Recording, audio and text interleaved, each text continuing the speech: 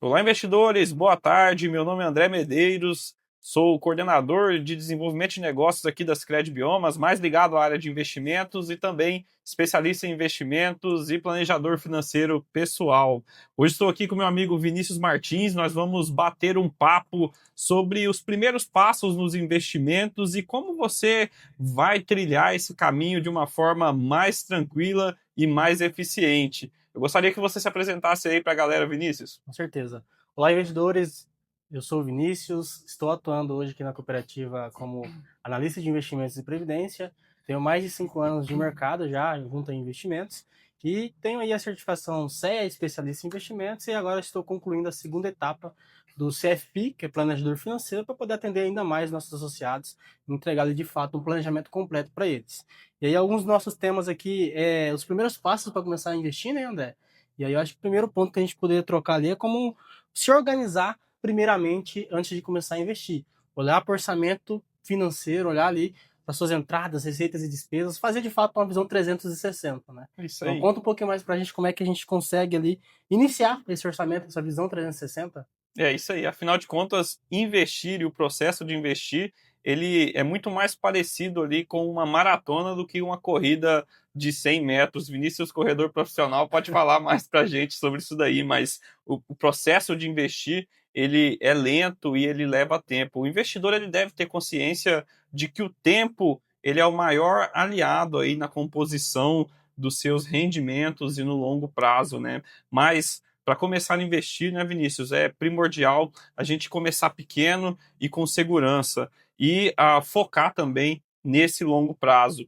Eu queria que você falasse um pouco, Vini, para a gente se aprofundar nesse tema sobre a organização da vida financeira. O que essa organização contribui para a jornada de investidor, né? Para você conseguir ali dar aqueles primeiros passos tão sonhados em busca ali da sua independência financeira. Legal.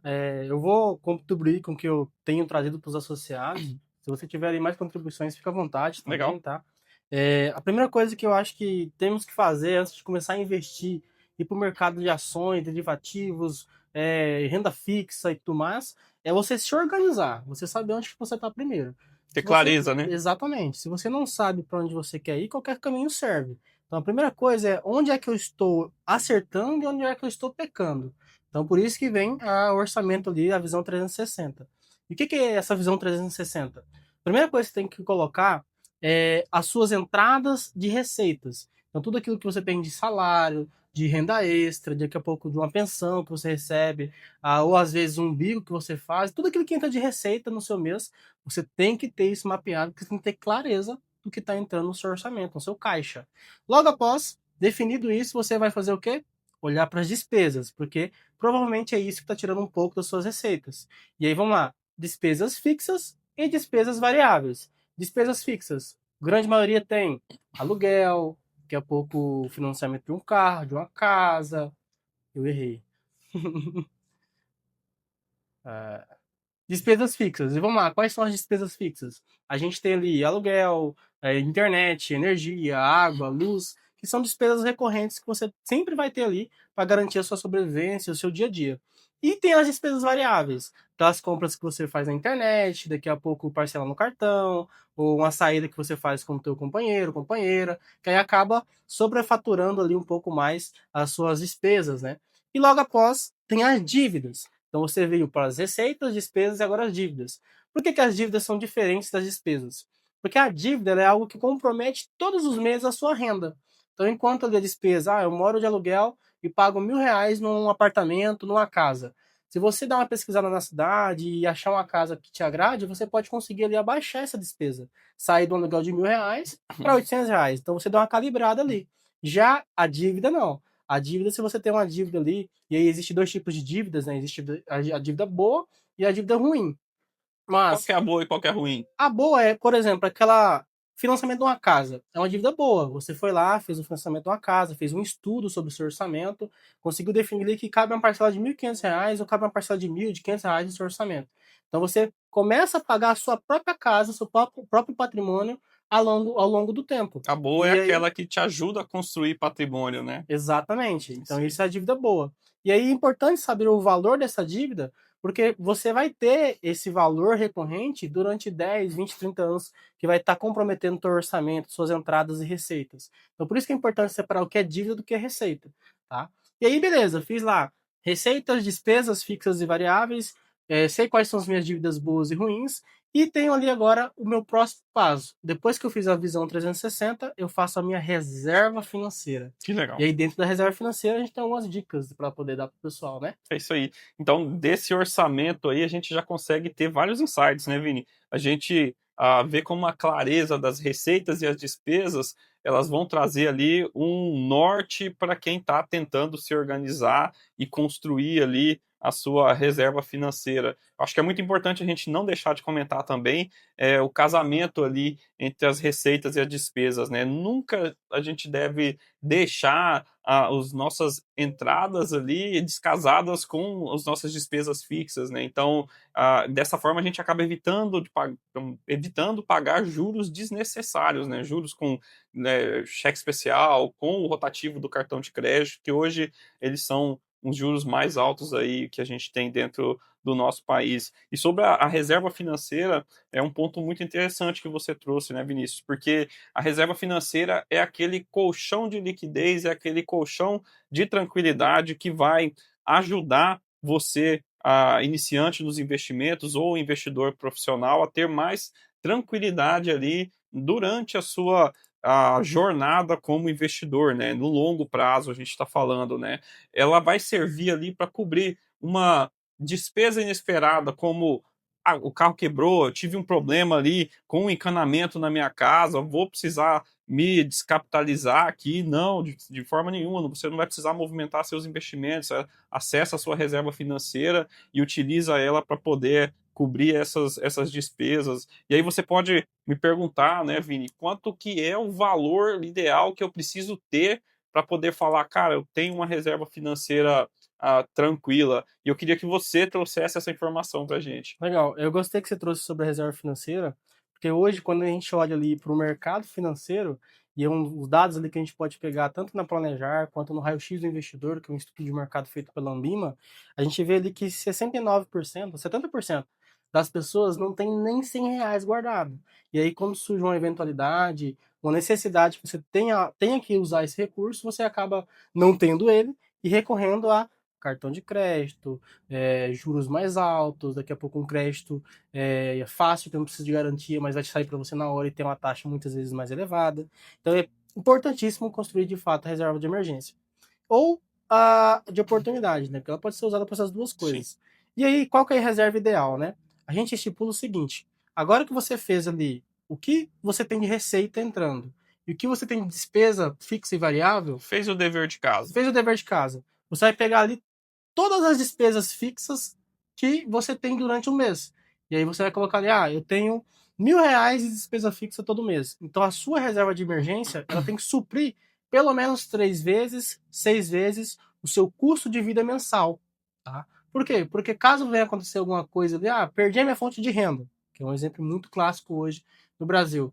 Cara, se você tem ali 3 vezes o seu custo de vida mensal, você vai ficar despreocupado, tranquilo. Porque você sabe que você tem um fôlego, né? Tem um fôlego. Você consegue tirar ali do seu caixa, da sua reserva, por 3 meses para poder pensar, buscar uma nova rota, daqui a pouco se qualificar em alguma outra coisa, olhar outros horizontes, né? Fazer uma viagem, transparecer a cabeça.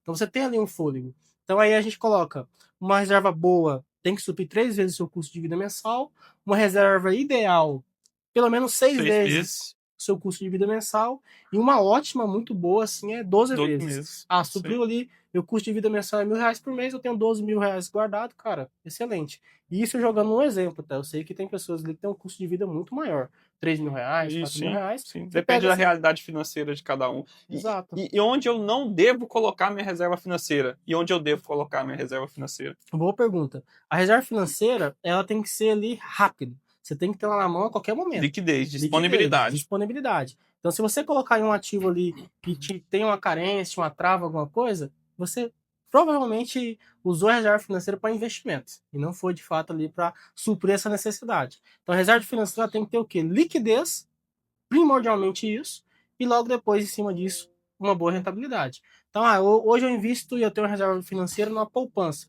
Cara, muito bom. Tá isento, tá ali líquido e tá ali também rentável. Vinícius, eu tenho ali opções melhores? Com certeza. A poupança, eu gosto de dizer que ela é o pontapé inicial para você começar a investir e guardar dinheiro. Mas existe hoje RDCs, Recibo de Depósitos Bancários, CDBs, LCIs, LCAs, e aí pensando em reserva financeira, principalmente os CDBs de liquidez imediata, porque é onde você vai conseguir ali pelo menos o dobro do rendimento da poupança com liquidez, que é o fato ali que a reserva de emergência precisa ter, né? Liquidez para você poder usar a qualquer momento. Outra coisa também que eu colocaria para você não colocar a tua reserva é não só em ativos travados, mas também em ativos arrojados. Então eu vou colocar lá a minha reserva de liquidez numa ação da bolsa.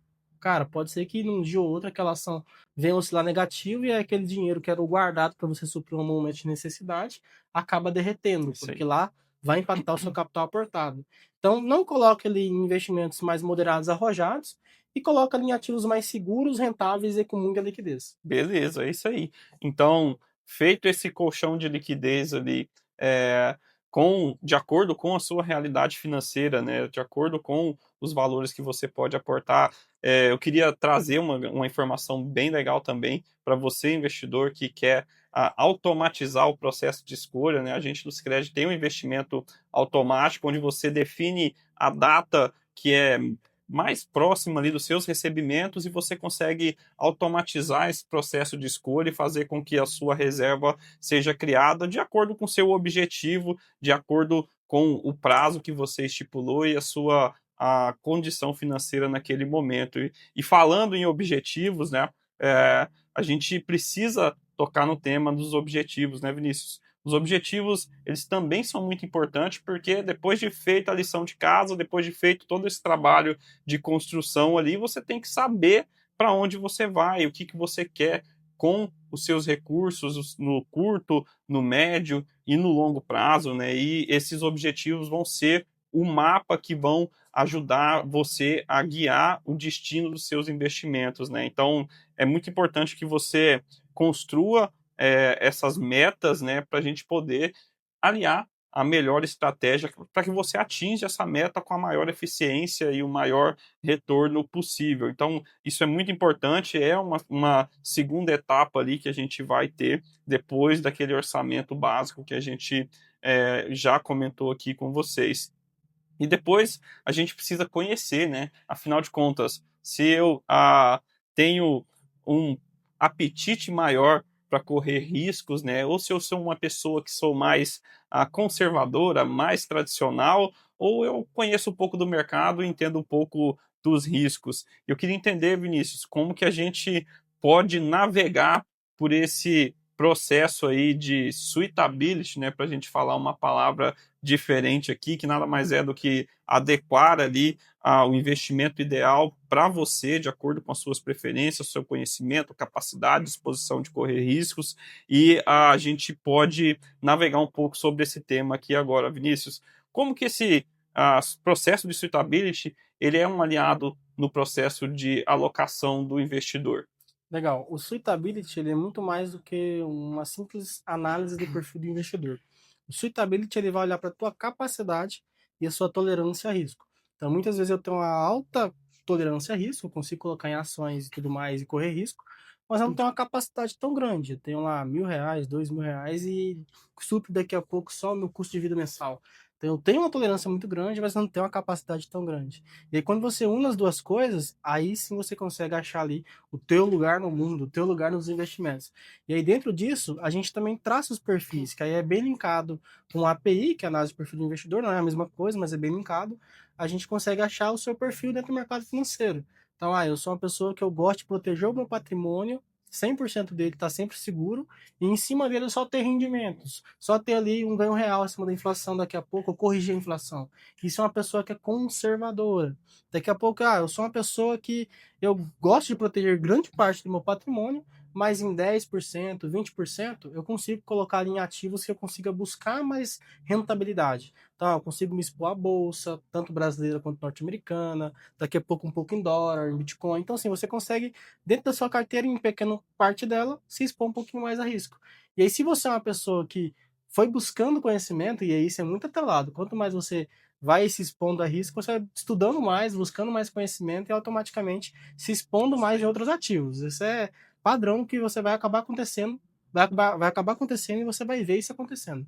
Então, eu busquei mais conhecimento aqui, vi que tem mais opções no mercado, mudei já um pouco da minha tolerância a risco e agora eu sou uma pessoa mais agressiva, ou o mercado chama muito de arrojada, né? Isso aí. Você começa a colocar em mercado de ações, em mercado do exterior, começa a valorizar mais seu patrimônio, colocar ativos que prometem ali mais retorno, só que correlato a isso tem muito mais riscos, mais riscos.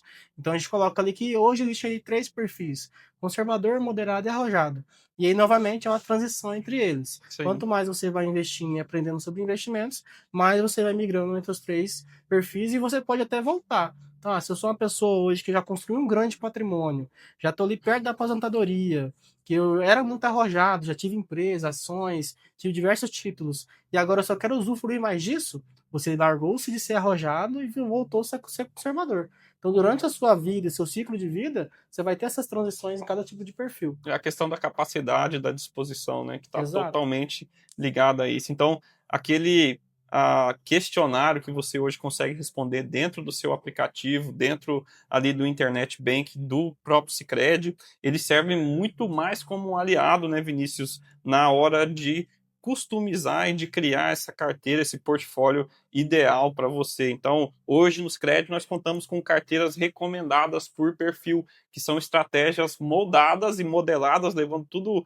em conta aí o que o Vinícius trouxe de informação para a gente, que ela vai atender a sua necessidade de acordo com aquele momento de vida, respeitando a sua capacidade, a sua disposição. Eu costumo dizer, Vinícius, que o bom investimento é aquele que te deixa dormir tranquilo, né? Você coloca a cabeça no travesseiro, sabe que seus recursos eles estão bem alocados, aquilo não tira o seu sono, ele não te incomoda. E o nosso processo de suitability, ele acaba te ajudando na forma de te proteger e evitar que você cometa erros ali através das famosas heurísticas ali, né, que a gente tem hoje a disponibilidade, a representatividade, a ancoragem como as principais heurísticas e os vieses comportamentais, mas a gente não vai entrar muito nesse tema, porque só esse tema daria outro podcast, a gente pode falar mais sobre finanças comportamentais para vocês em outro momento. E é algo que hoje o pessoal não percebe, mas as finanças comportamentais e todas essas heurísticas que você citou estão muito enraizadas hoje na comunidade de investimentos. Com Então, uma certeza, pessoa ali que compra porque alguém comprou, com efeito manada. certeza. Uma pessoa ali que compra porque o ativo é ruim, mas alguém indicou, alguém comentou e tudo mais. Daqui a pouco, enquadramento, framing. Então, de fato, é um assunto que é quente no mercado, acontece todos os dias, é pouco comentado e que realmente daria um novo podcast. É Então, isso aí. é um tema bem importante. É isso aí. E aí, feito esse processo de análise, né, essa identificação do seu perfil, né, o próximo passo é, de fato, começar, né? É sair para o sol mesmo, né, Vinícius? E começar simples e sem medo. Qual que é a tua dica aí de investimentos para quem quer começar a investir? A gente pode levar em consideração o cenário que a gente está nesse momento, né? A gente conta com uma taxa de juros que na última reunião do Copom ele manteve ela em patamares bem elevados, que coloca o Brasil e o investidor brasileiro como um dos mais privilegiados no quesito de ganho real acima da inflação, né? Então, o que você recomenda de investimento? Vamos colocar aqui para quem está começando agora, que eu acredito que, assim como a maioria dos brasileiros, né, tem o perfil conservador. Bom, vamos lá. O meu primeiro conselho é: não pare na poupança. Você tem ela como um pontapé inicial. Não pare no CDB, porque ele é a segunda fase depois da poupança. Continue estudando, continue buscando ali mais informações sobre o mercado. Olhando para cenário, aí a gente já teria que falar um pouco mais de economês, mas de uma forma bem breve, como você trouxe, o Copom redefiniu ali que a Selic vai ficar em 15% ao ano. E por que ela é importante? Ela é a taxa básica da economia. Então, tanto os investimentos quanto os financiamentos e empréstimos estão embasados nela, porque ela é a base. Logo, eu tenho que olhar para ela para entender mais ou menos o que está acontecendo no mercado. Então, como você trouxe, hoje ela está 15% ao ano. Se você vai pegar lá um CDB de renda fixa que te paga 100% do CDI, está te pagando praticamente 100% da taxa Selic. Porque hoje o CDI acompanha a taxa Selic e esse investimento está te pagando esse percentual que acompanha a Selic. Então, pensa comigo, se ela subir, o teu rendimento vai subir junto. Se ela cair, os teus rendimentos vai cair junto. não é que vai dar negativo, mas vai cair proporcionalmente ao que ela vai sofrer de movimentações no mercado. Então, ela é a motriz que embasa tanto o mercado de renda fixa quanto o mercado de renda variável. Então, eu comecei a investir agora. Como que eu começo a explorar mais oportunidades? Entenda como é que funciona os juros do seu país. Entenda como é que funciona a taxa Selic, por que ela está em 15%. Né? Hoje ela é empurrada pela inflação. A inflação está alta, então a taxa Selic também está mais alta.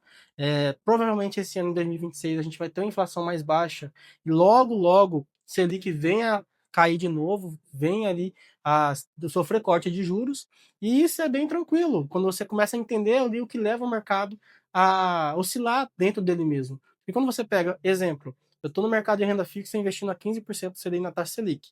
Se a taxa Selic ela tende a cair agora, o que os investidores vão começar a fazer? Eles vão começar a investir em outros produtos de investimentos que pagam mais do que a taxa Selic porque ela está voltando a cair.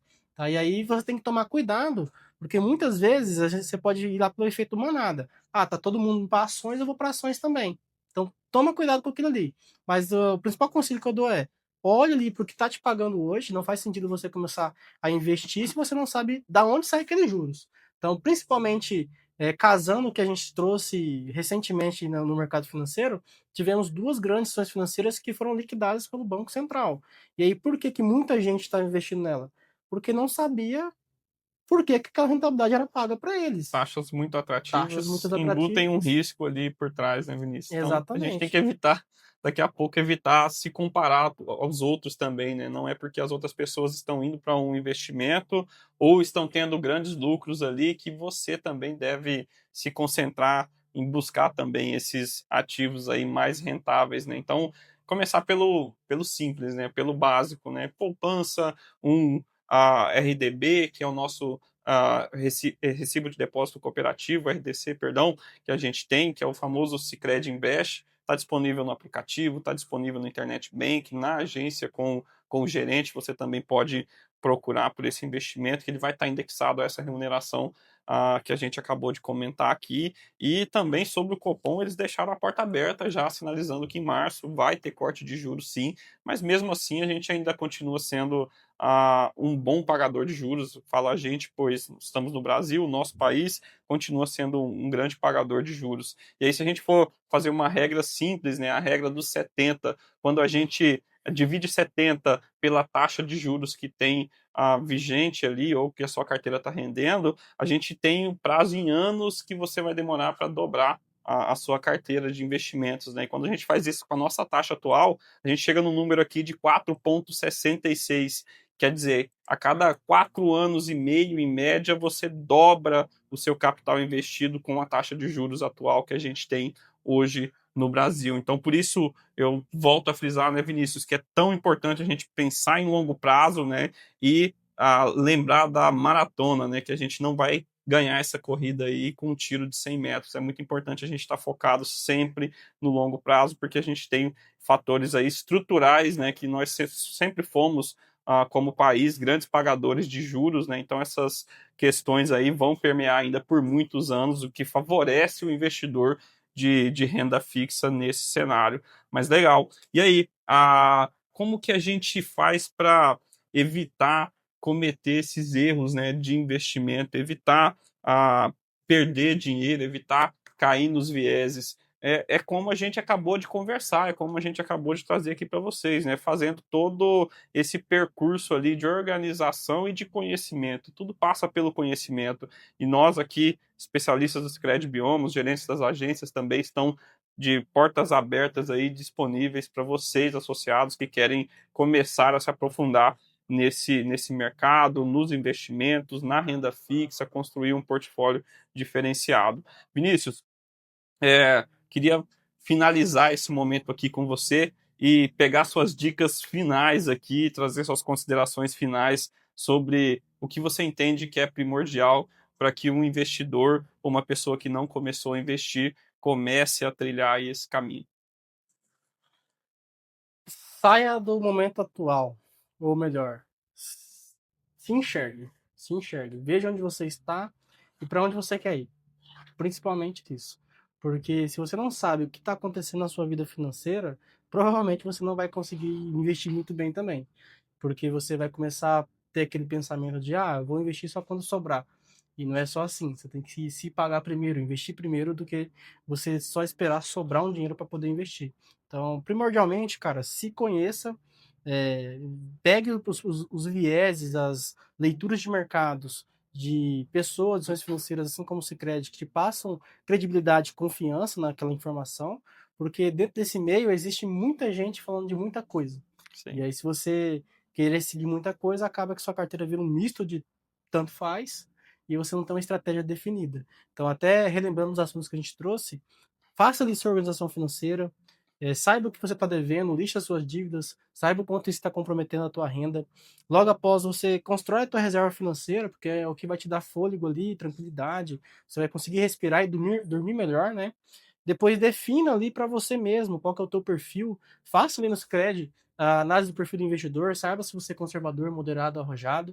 A partir disso, você vai começar a estudar mais sobre investimentos, e aí dentro do próprio portfólio do Sicredi já tem exposição a diversos tipos de mercados, então tem lá desde ativos de renda fixas como RDC, LCI, LCA, como também fundos de investimentos moderados, multimercados e até de ações. E se você quiser investir até na bolsa, em fundos de investimento imobiliários, e daqui a pouco acompanhar algum indicador como Ibovespa, ou comprar uma ação, um ETF, um BDR, a gente também tem um home broker para te fornecer.